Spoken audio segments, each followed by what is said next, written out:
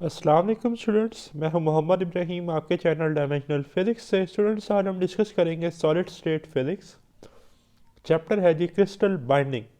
और आज का जो हमारा टॉपिक है वो है student principal type of crystal binding. अब एग्ज़ाम में एक क्वेश्चन ज़रा इस तरह से पूछा जा सकता है कि name the principal types of crystalline forces, how are crystals bonded together, give a brief account of principal types of crystalline binding forces.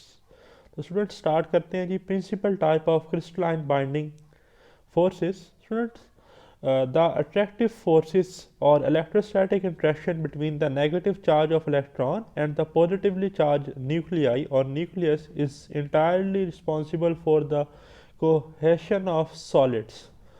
So this leads to the principal types of crystalline binding forces that are given below: the van der Waals forces or bond, ionic bond, covalent bond, metallic bond and last one is the hydrogen bond. तो हम इनका brief introduction जो है जी आज discuss करेंगे one by one. सबसे पहले है हमारे पास van der Waals फोर्सेस और van der Waals bound.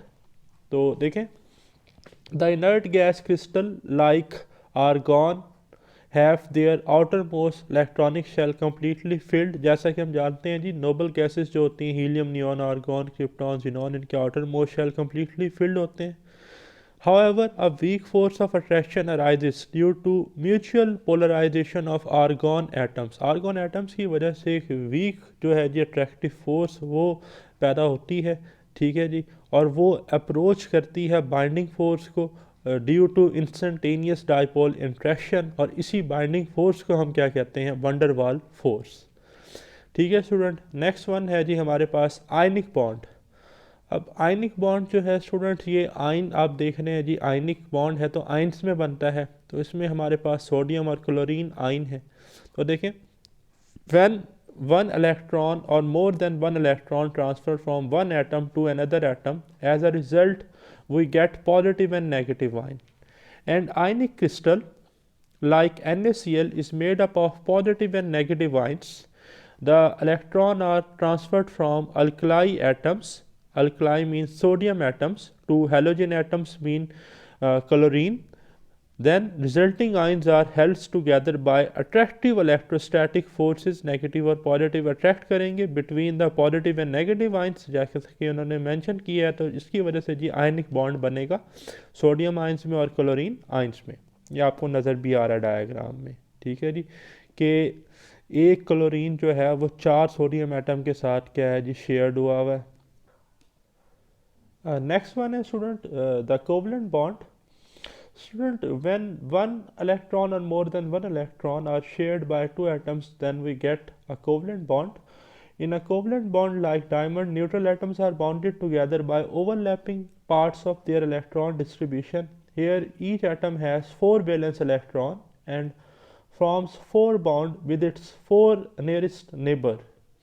Each bond is composed of 2 electrons, one contributed by each of 2 atoms.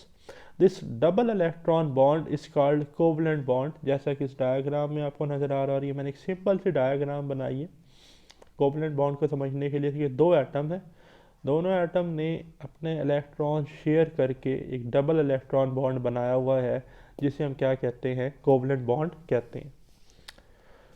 फिर है स्टूडेंट हमारे पास द मेटालिक बॉन्ड, मेटल्स के केस में। In a metallic bond like sodium, the valence electrons are taken away from each alkali atoms to form an electron gas in which positive ions are disposed. When the sodium atoms are in gaseous state, their valence electrons have large kinetic energy because they are restricted to move in a very small atomic volumes.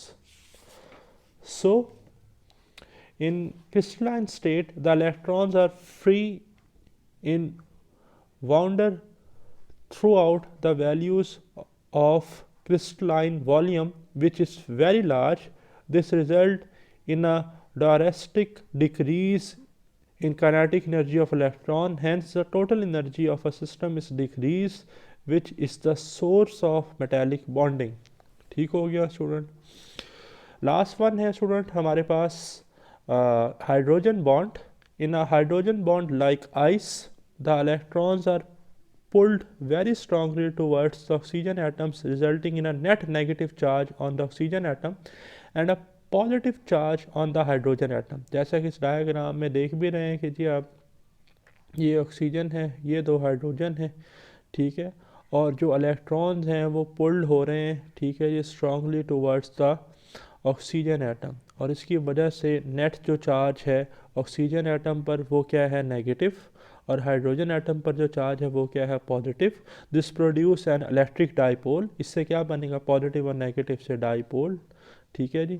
तो यहाँ पर दो, एक dipole इसका बनेगा, एक dipole इसका बनेगा, तो ये आपस में एक दूसरे को क्या करेंगे, देखें ज़रा इधर कहता है this produce an electric dipole in the water molecule. Now the electric dipoles attract each other, एक दूसरे को अट्रैक्ट करेंगे, thus water molecules are attracted to each other and forming a crystal, ठीक है। ये तो आइस में जो है वो हमें हाइड्रोजन बॉन्डिंग देखने को मिलती है। ये था जी स्टूडेंट हमारा फर्स्ट लेक्चर।